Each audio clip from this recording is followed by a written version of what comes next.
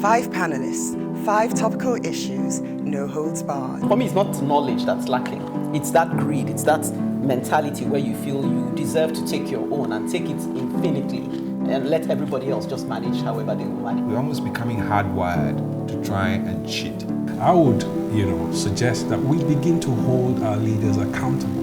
There was a time in this country when things actually work. I don't think that any organization should be above the law. And I think one of the challenges we have in this country is about governance across the board. Well, what I'm saying is that it doesn't really affect us in Nigeria. That's really It does. I don't know what we can do if the system is already corrupted. We've been warned as a continent of the influx of the Chinese. If you don't repay your debt, they will just colonize you.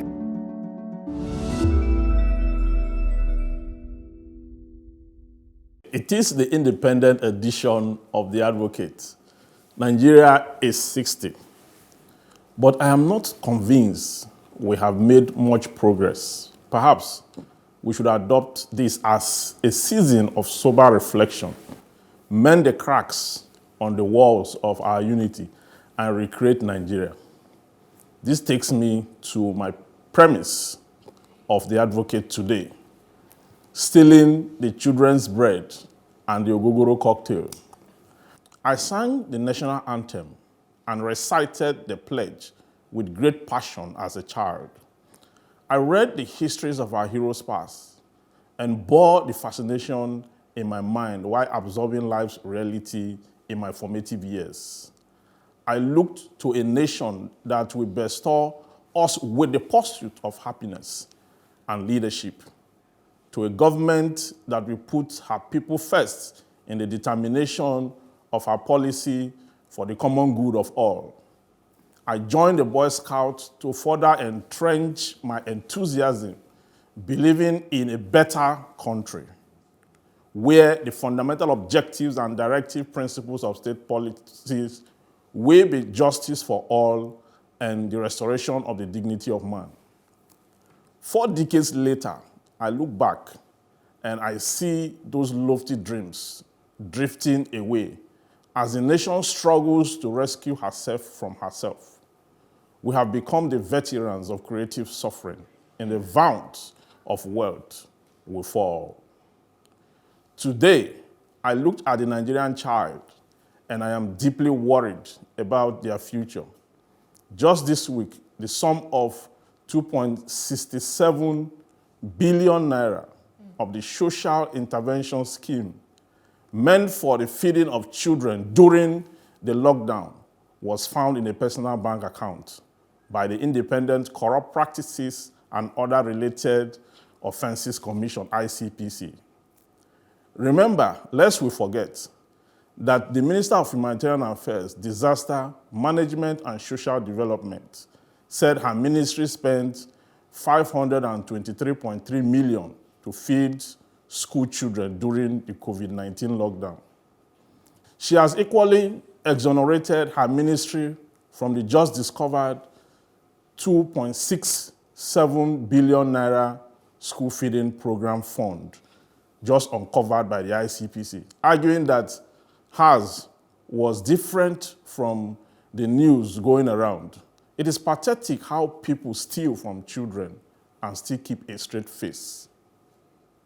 Did you see the woman with the Ogogoro story online during the lockdown, who out of frustration took to drinking Ogogoro to stupor as a prophylactic to temporarily assuage the hardship occasioned by the pandemic?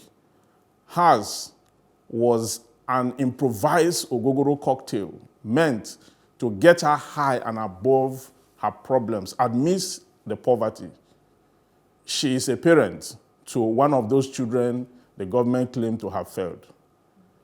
I call it the Ogogoro cocktail because while the government was busy playing politics with the National Register for the Social Intervention Scheme, the poor and the needy were helping themselves with dangerous substances to fight and fortify themselves against poverty and the COVID-19 pandemic. This woman depicts the aftermath of a dysfunctional society whose citizens are at the mercy of their own abuse. There is also the story of the woman who went out desperately to solicit for sex to enable her feed her children during the lockdown, when the government claimed it has spent billions of naira to feed children. She took that option at the height of desperation and helplessness. The self-soliciting woman symbolizes a level of social disorder and the failure of a society with zero social support system. I would therefore advocate that the government must investigate, apprehend, and bring to justice all those involved in stealing the children's bread and telling lies against the innocent. I shall go to Rabbi again. There you go. You remember back then, during the lockdown, we criticized this particular feeding of children at home. And one of the things we said was, why do you want to feed children who are already with their parents? Children you didn't feed while they were in while school. they were in school. Now you want to feed them while they're with their... First of all... But the government said that they had paid. Since they had paid, the program should just And continue. the Minister of Humanitarian Affairs at that time came out, she was bragging and boasting and saying that, yeah, they're going to do it. First of all, they said they were giving the children... No, not even palliative. They were giving them raw food. Suddenly, we saw them sitting in a photo. We saw them sitting with jollof rice and these children. Yeah. Then they said they started from Abuja in a classroom. Yeah. So how come they took the children from their parents to the classroom again during lockdown? Remember they shared palliative to the poor of the poor, you know. You classify poor in Nigeria. You have to be poor and then poor of the poor. Vulnerable. The point I'm making, Lib, is that at the end of the day, we learned they did it in Lagos and Abuja. What about the rest of the country? Now, monies are found in private accounts. We were shouting ourselves hoarse then. It was as if we hated people in government. See, the only thing for me really is the fact that whatever the Jonathan government did that we criticize, this government has perfected and doubled. Yes, sir. But the unfortunate part, the reverse, is that for those that criticized the Jonathan's government, they are now in government, are now creating excuses for this sleaze that is happening.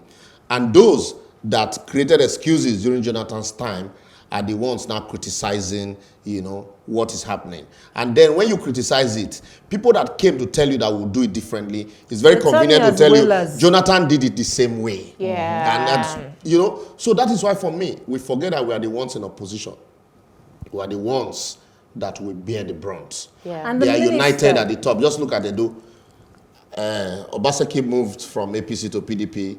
Isaiah moved from PDP to APC. They just switched camp. It's the same old same. But the point I'm making again is that the minister can tell us she has nothing to do with it. It's your ministry. True. You must give us that. There's something called accountability. You can't wash your hands off it.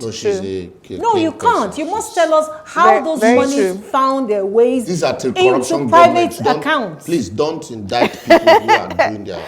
And at the time when she kept on insisting that they were going to feed children at home, people said, are you going to be feeding them online via, Zoom? It's even an insult to the parents. It's an insult to the parents. And you've switched roles. And to the children. Sedu, somebody said your children were fed at home during the lockdown by government. I don't know how true that is. That's so cheeky. See, the thinking behind the school feeding program, I think it's a laudable project. Now, what were they trying to achieve? If the only meal you're going to get in school, what it means is it would encourage children to want to go to school. Mm-hmm. However, implementation is where they have gotten it wrong. You understand? I think this incident here needs to be thoroughly investigated, and the culprits must be held accountable and punished. Part of the reason that problem we've been having in Nigeria here is that the big men we don't see them being punished. They should make example of people like this. Whoever is behind this scandal, if it's the minister should be punished severely. I'm talking jail term, because education is very key. Imagine the kids, those kids, some of them, that meal they're going to eat would be the only meal for the day, So it's wickedness at the highest order. True. Now, there's 15 to 20% that should be allocated for education for any serious country. What attention are we putting on education? You understand? We need to rethink this thing. These people, do they have a heart? Do they even mean well for us? For where? Precisely. So I would suggest that we get the people behind this whatever it is, the fraud must be brought to book. Yeah. So because it's a national embarrassment and we should not let it go under the carpet. Yes. Remember, I made a case for children on this program once recently. There's nothing the Nigerian child benefits from the government. Nothing. Do the government mean us well? After the break, I speak to our Nigerian youth. Please stay with us.